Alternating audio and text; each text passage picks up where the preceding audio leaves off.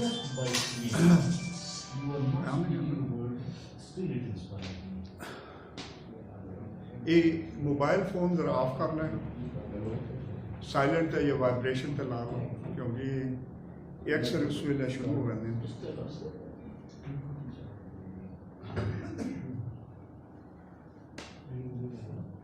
On है नहीं जी?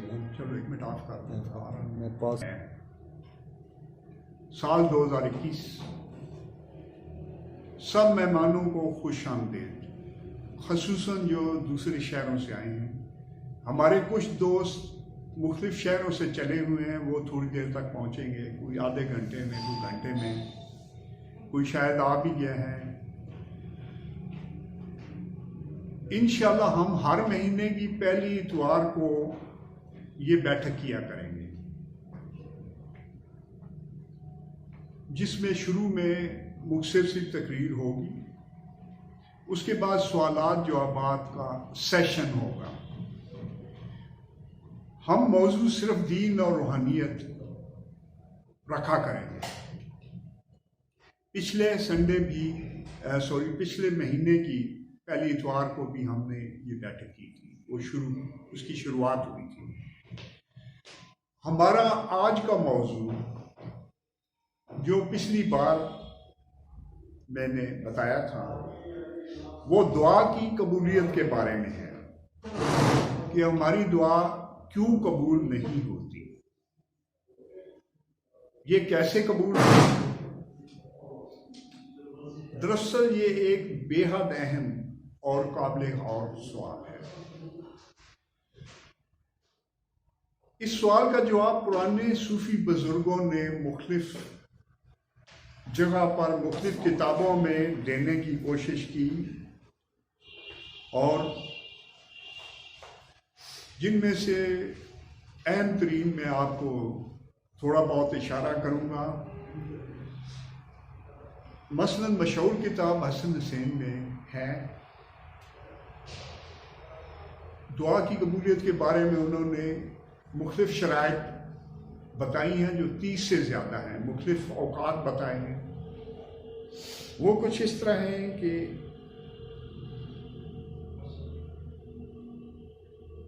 मसलन बैतुल्लाह पर नज़र पड़ते ही जो आप दुआ करें वो पूरी हो जाती है। मसलन आप अज़ान के बाद जो दुआ आप करें वो पूरी होती है। फिर उन्होंने बारिश होने लगे तो उस वक्त जो दुआ की जाए वो पूरी होती है।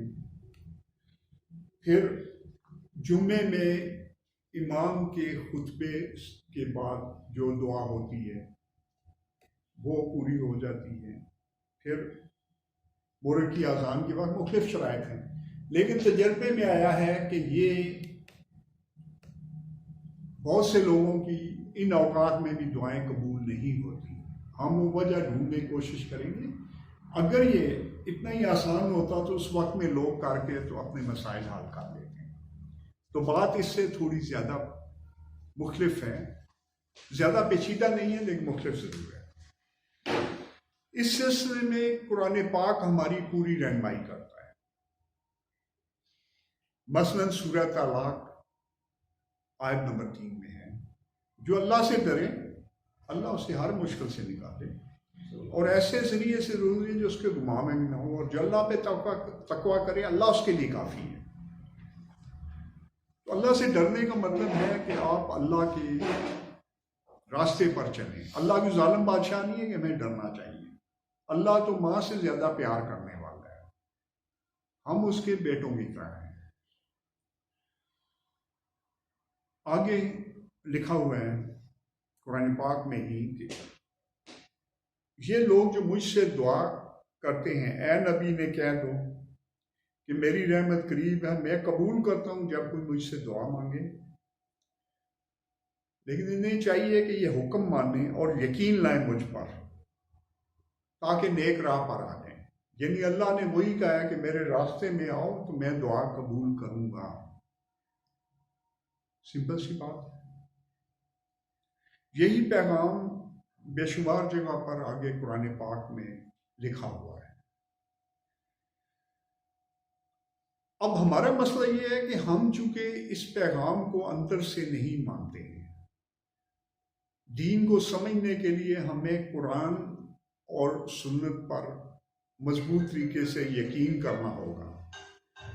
उसमें ये वाज़े लिखा हुआ है, जो कुरान पाक जो स्टार्ट होता है वो स्टार्ट में ही है कि अलिफ लाम मीम ज़ालिकल किताब ला रैब फीह, ये किताब है जिसमें कोई शक नहीं है। ये हदायत देती है उन लोग मुतकीन की आगे शरायत जो अल्लाह और रोज़े जज़ा और फरिश्तों और किताबों पर ईमान लाते हैं। तो हमें जब उस पर हम लाएंगे तो हमें उससे हदायत भी मिलेगी, उससे फ़ायदा भी होगा।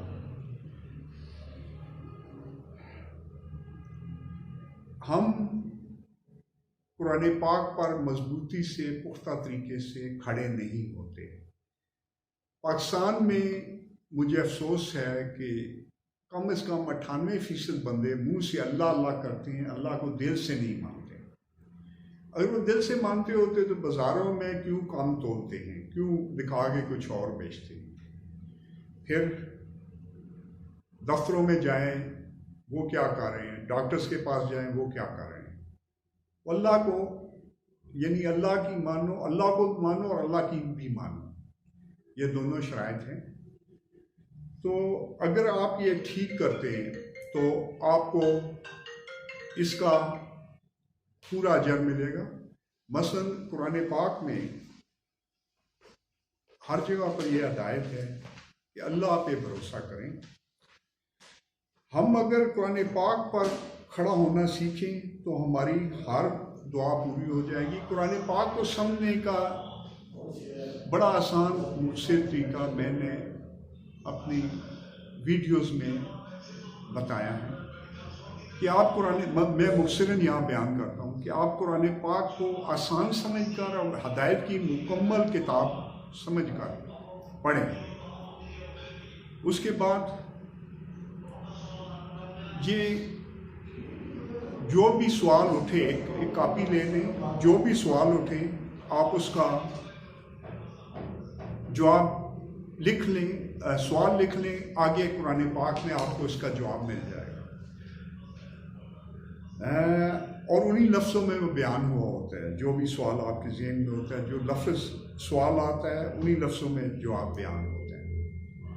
तो अगर कुरान पाक में ना मिले तो फिर आप सुन्नत रसूल में ढूंढें। उसके बाद आप आखिरी जो है वो हदीस सहीहा में जाएं। इंशाल्लाह आपको कुरान पाक में और उसमें ही हर जवाब मिल जाए, सुन्नत में मुझे तो कम से कम मिल जाएगा।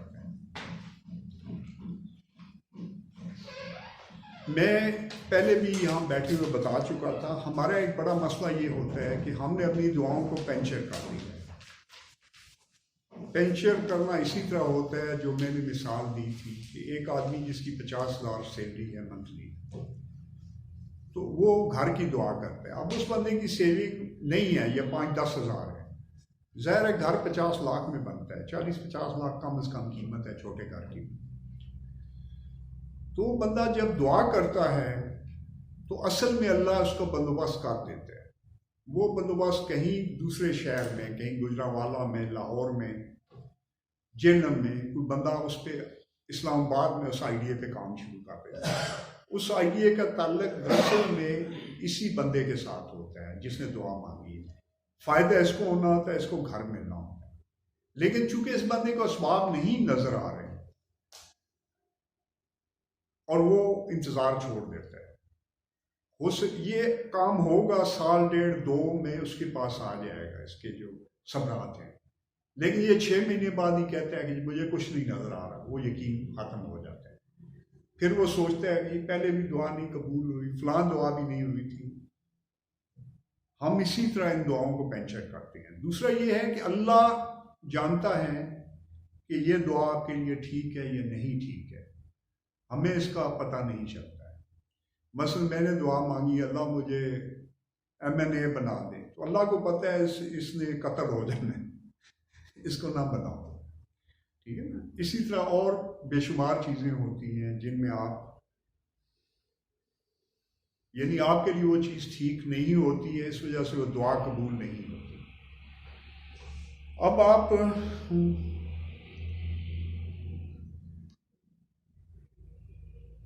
जब भी दुआ करें, अल्लाह थोड़ा वक्त लगाएगा लेकिन दुआ ज़रूर कबूल होती है। इस पर खड़े रहें, छोटी दुआओं से शुरू करें। तो जब आप छोटी दुआओं से बड़ों पर जाएंगे तो आपके बड़ी दुआएं भी कबूल होनी शुरू हो जाएंगी। बहरहाल ये याद रखिएगा कि आपके तमाम मसले उस वक्त होंगे जब आप अल्लाह के रास्ते पर चलेंगे। जो मैंने शुरू में कहा है, जो अल्लाह से डरे, अल्लाह से हर मुश्किल से निकाले और ऐसे जरिए से रोज़ी दे जो उसके गुमाम ना हो, और जो अल्लाह पे तकवा करे, अल्लाह उसके लिए काफ़ी है। ये इस रास्ते पे चल के आपकी खुद आपके पास वसाइल जमा होने शुरू हो जाएंगे। थोड़ी मेहनत के बाद, मेहनत तो करनी पड़ती है, वसाइल जमा हो जाए, आपके दिमाग और दिल में इतनी वुसअत आ जाएगी कि आप जो यूं ही मसला होगा आपको हल मिल जाएगा, बल्कि एडवांस मिल जाएगा। ख्वाबों में, इशारों में बंदे पास आ जाते हैं, आपको उसका हल दे दिया जाता है। दुआ अपने वक्त पर जरूर कबूल होगी।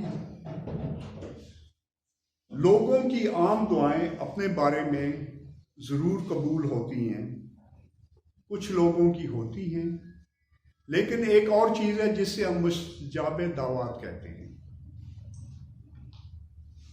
इसके लिए आपको बहुत गहरा यकीन चाहिए। अपनी दुआएं तो आप अगर 2 नफल हाजात पढ़कर दुआ करें तो आम तौर पर आपकी दुआ कबूल हो जाती है। ज़्यादातर केसों में थोड़े से यकीन के साथ करें, और जिस बंदे ने बताया है उसके ऊपर भी उसका यकीन भी साथ होता है, तो ये दुआ कबूल हो जाती है। लेकिन मुस्तजाबे दावात होना ये एक और चीज़ है। इसके लिए आपको बहुत पुख्ता यकीन, पुख्ता तरीन यकीन चाहिए। ये यकीन छोटे से शुरू करके पुख्ता होता है, फिर उसके बाद ये आप जो भी दुआ करेंगे इंशाअल्लाह वो जरूर कबूल होगा।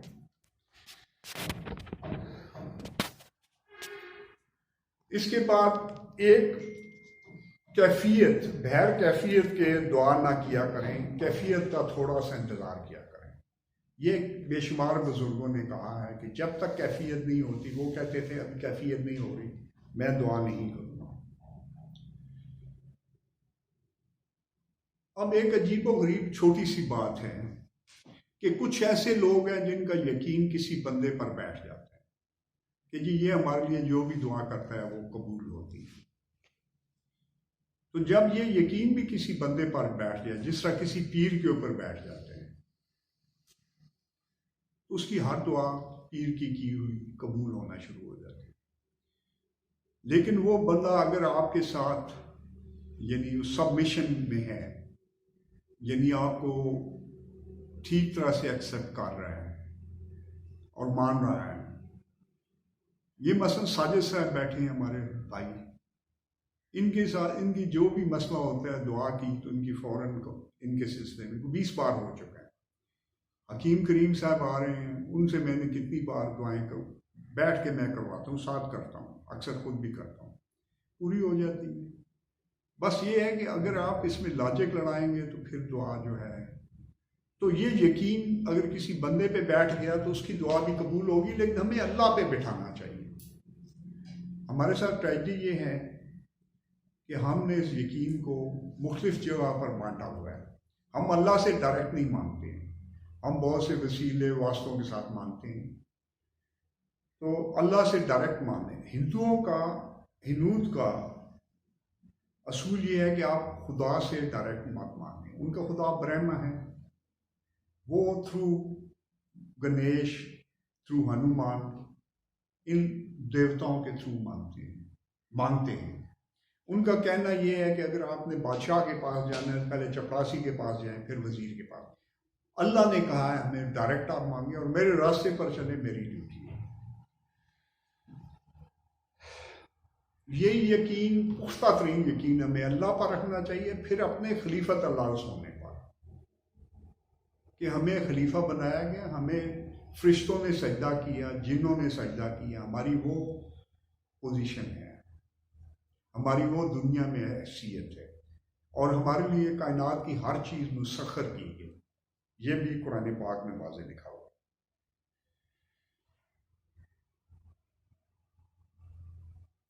हमारे साथ खराबी और भी है कि हम लोग हर मामले में पैसे पर और ताल्लुकात पर इंसार करते हैं कि मसलन हर बंदा पैसे और ताल्लुकात जोड़ने में लगा हुआ है, बड़े लोगों से ताल्लुकात बनाने में। हालांकि अगर गौर से देखें तो किसी चीज़ की कोई गारंटी नहीं है। मेरी ज़िंदगी की कोई गारंटी नहीं है, मेरी सेहत की कोई गारंटी नहीं है, मेरी चोरी होने की, डाका पड़ने या नुकसान होने की कोई गारंटी नहीं है। मेरी बीवी के साथ भी ये हो सकता है, अगर बच्चे हों तो उनके साथ भी हो सकता है।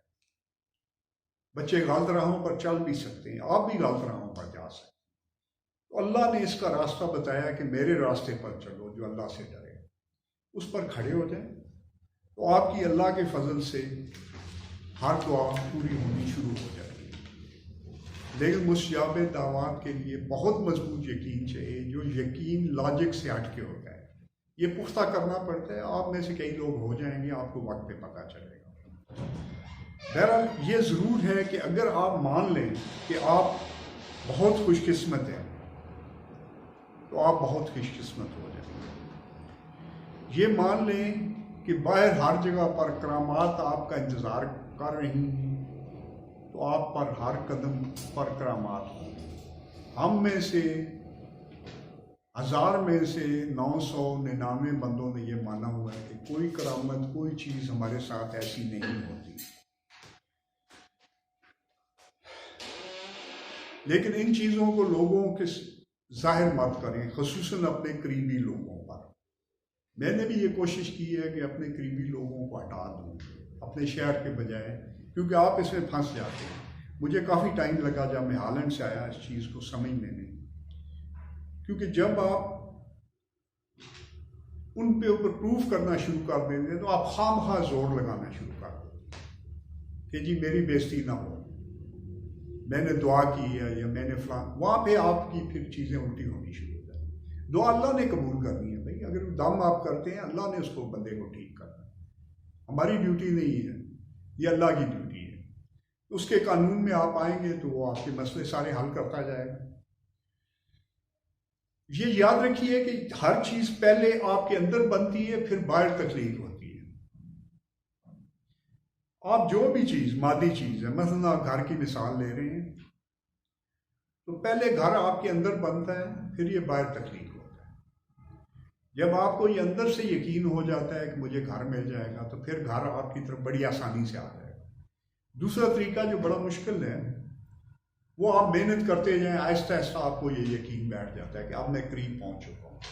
लेकिन अगर मजबूत बंदा है, वो अपने आप को इस काबिल माने कि मैं इस काबिल हूँ, मैं डिज़र्व करता हूँ। ये इसी तरह है कि एक आदमी अगर 5 लाख रुपए महीना पर जाना चाहता है और उसके पास 50,000 महीना फिलहाल आदमी है, तो अगर अपने आप को 50,000 के काबिल मानता है तो कभी 5 लाख पे नहीं जाएगा। उसने उसकी लिमिट दायरा लगा ली। जब ये लिमिट और दायरा होता है तो वो आदमी, उसको कोई भी आप आके आइडिया दें जिसमें 2 लाख, 4 लाख, 5 लाख वो आपकी नहीं मानेगा। उसको कोई ना कोई उल्टा मशवरा कहीं ना कहीं से मिल जाएगा, क्योंकि उसने खुद हाथ बढ़ा के बंद कर लिए। यही हम दुआओं के सिलसिले में करते हैं। आपने नीचे से शुरू करना है। हर मुसलमान की दुआ जरूर कबूल होती है। आज ही आप तौबा करें और उस पर चल पड़ें। बहरहाल हर चीज़ आपके अंदर बनती है और यही आसान रास्ता है। बाहर ढूंढना मुश्किल रास्ता है, मिल उसमें मिल जाती है।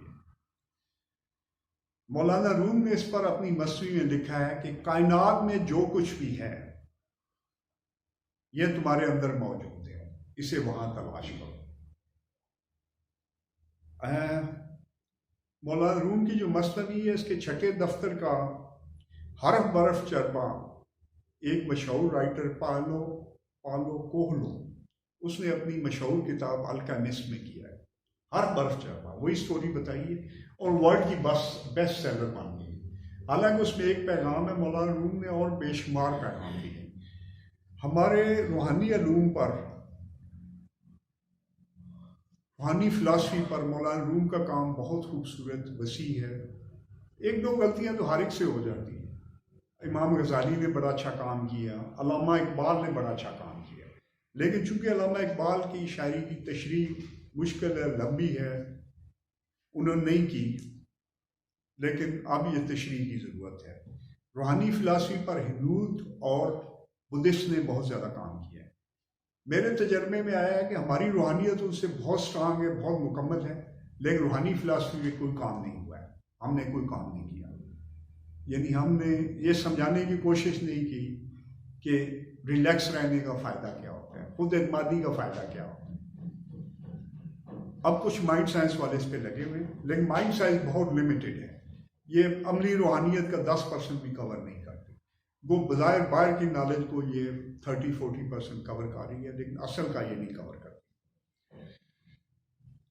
नफ्सियातदानों के मुताबिक हम अपना 10% ज़हनी इस्तेमाल करते हैं, वो ये कहते हैं, लेकिन मेरे ख्याल है कि हम 1% मुश्किल से इस्तेमाल करते हैं अपनी रूहानी सलाहियतों का। रूहानी लोग इसको कई गुना, बल्कि 20 गुना तक ज़्यादा इस्तेमाल कर रहे थे। तो वही बात है कि हमने जो अपनी लिमिट बनाई है हर दायरे की, दुआ की कबूलियत की भी हमने लिमिट बनाई है, अपनी आमदनी की भी बनाई हुई है। तो बड़ी आसान सी बात है, अल्लाह पे भरोसा करें और अल्लाह पे चीज़ें छोड़ना सीखें। मसलन अल्लाह ने फरमाया है, अल्लाह का ही फरमान है कि जिसने एक पैसा अल्लाह की राह में दिया, उसकी मिसाल ऐसी है जैसे गंदम का एक दाना, अनाज का एक दाना, उससे 7 बालियाँ निकली, उस पर 100 दाने हों, यानी 700 गुना तक अल्लाह बढ़ाता है। लेकिन मसला ये है कि हमारे 95% लोगों की इनकम हलाल ही नहीं होती, आमदनी हलाल नहीं होती। वो दे भी रहे हैं हराम में से, हलाल रिज़्क़ में से, और अल्लाह पे भरोसा रखें, अल्लाह इसे 700 गुना तक बढ़ाता चला जाएगा। अल्लाह का हिस्सा निकालते हैं जब भी काम हो। हमने अपने बैरियर तोड़ना है, और अहले यकीन के लिए ये बड़ा आसान है, हर मामले में तोड़ना। आम दुआओं की कबूलियत बिल्कुल आसान है, वो मैंने बताया है कि 2 नफल आप हाजात के पढ़ें और दुआ मांगे, इंशाअल्लाह अल्लाह वो पूरी कर देगा। 7 शुक्र अदा करना सीखें, ये ज़रूरी है कि कुरान पाक में लिखा है कि तुम शुक्र अदा करोगे तो मैं मज़ीद दूंगा, नाशुक्री करोगे तो मेरा गज़ाब सख्त है। आगे और भी लिखा हुआ है कि तुम मुझे याद करो, मैं तुम्हें याद करूंगा। मेरा शुक्र अदा करो, नाशुक्री हरगिज़ ना करना। ये शुक्र अदा नहीं करेंगे तो आप बादशाह भी बन गए तो आपका जो है ना, आपके गिले रहेंगे। शुक्र अदा करने का मतलब मुकम्मल होता है आप गिला भी छोड़ दें, महंगाई का गिला, सियासत का गिला, ये आप अदा करना शुरू करें। शुक्र, जो काम नहीं हो रहा उस पर शुक्र अदा करें। ये बहुत बड़ा फार्मूला है, इसके इतने ज़्यादा फ़ायदे हैं कि फंसा हुआ काम नहीं हो रहा, अल्लाह का शुक्र अदा करना, वो काम होना शुरू हो जाए। हम जब नाशुक्री करते हैं, गिला, हमारे अंदर गुस्सा, मायूसी, बहुत सी चीज़ें पैदा करता है और गिरह लगाना शुरू करता है उस काम के आसपास। तो आपने लाजमी शुक्र अदा करना है और गिला छोड़ देना। एक छोटा सा मैसेज इस किस्म का है कि हमारा ज़हन बड़े अजीब तरीके से काम करता है।